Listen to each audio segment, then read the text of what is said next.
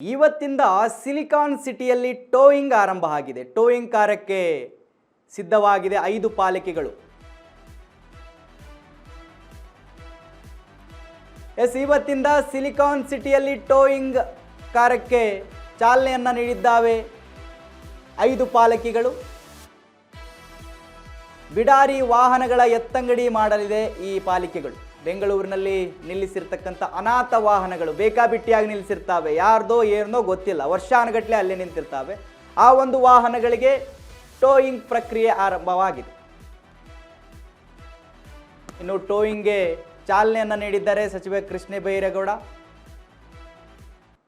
ಮಲ್ಲೇಶ್ವರಂನಲ್ಲಿ towing ಕಾರ್ಯಕ್ಕೆ ಚಾಲನೆಯನ್ನು ನೀಡಲಾಗಿದೆ.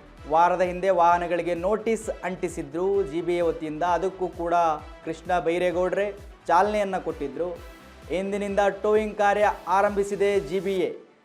ಅಂದರೆ ಒಂದು ವಾರದ ಹಿಂದೆ ನೋಟಿಸ್ ಅಂಟಿಸಿದ್ರು ಕಾರ್ ಮೇಲೆ, ನಿಮ್ಮ ಕಾರುಗಳಿಗೆ ನೋಟಿಸ್ ಅಂಟಿಸಲಾಗಿದೆ, ಯಾರ್ದು ಇದು ಬೇಕಾಬಿಟ್ಟಿಯಾಗಿ ನಿಲ್ಲಿಸಿದ್ದೀರಿ, ಬಿಡಾಡಿಯಾಗಿ ನಿಲ್ಲಿಸಿದ್ದೀರಿ, ಅನಾಥವಾಗಿ ಬಿದ್ದಿದೆ ಭಾಳ ವರ್ಷದಿಂದ, ಇದನ್ನು ನೀವು ನೋಟಿಸ್ ಅಂಟಿಸಿದ್ದೀವಿ, ಅದು ನಿಮ್ಮದೇ ಆಗಿದ್ದರೆ ಫೈನ್ ಕಟ್ಟಿಬಿಟ್ಟು ಅದನ್ನು ತಗೊಂಡು ಹೋಗಿ ಅಂತ ಹೇಳಿ ಜಿಬಿಎಯಿಂದ ಹೇಳಲಾಗಿತ್ತು.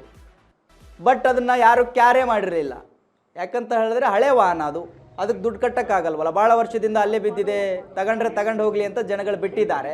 ಸೊ ಆ ಕಾರಣಕ್ಕೆ ಇವತ್ತು ಜಿಬಿಎ 5 ಪಾಲಿಕೆಯ ವತಿಯಿಂದ ಟೋಯಿಂಗ್ ಕಾರ್ಯವನ್ನು ಆರಂಭ ಮಾಡಿದ್ದಾರೆ. ಬೇಕಾಬಿಟ್ಟಿಯಾಗಿ ರಸ್ತೆ ಪಕ್ಕ ಟ್ರಾಫಿಕ್ ಜಾಮ್ ಆಗ್ತಾ ಇರುತ್ತೆ, ಯಾರ್ದೋ ಏನೋ ಗೊತ್ತೇ ಇರಲ್ಲ ರೀ, ಅದು ಭಾಳ ವರ್ಷದಿಂದ ಅಲ್ಲೇ ಬಿದ್ದಿರುತ್ತೆ, ಹೇಳೋರಿರಲ್ಲ ಕೇಳೋರಿರಲ್ಲ. ಸೊ ಬೆಂಗಳೂರು ಟ್ರಾಫಿಕ್ ಮುಕ್ತವಾಗಿ ಆಗಬೇಕು ಅಂದರೆ ಈ ಕಾರ್ಯಗಳು ಆಗಲೇಬೇಕು. ಎಲ್ಲಿ ಬಂತಲ್ಲಿ ನಿಂತಿರ್ತವೆ ಗಾಡಿಗಳು, ಟರ್ನ್ ಆಗೋದಿಲ್ಲ ಕೆಲವು ದೊಡ್ಡ ಟ್ರಕ್ಗಳೆಲ್ಲ.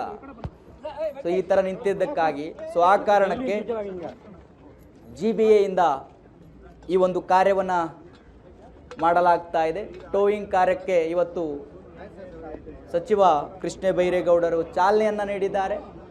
ಅವರ ಸಮ್ಮುಖದಲ್ಲೇ ಟೋಯಿಂಗ್ ಕಾರ್ಯ ನಡೀತಾ ಇದೆ. ನೀವು ದೃಶ್ಯದಲ್ಲಿ ಗಮನಿಸ್ತಾ ಇದ್ದೀರಿ.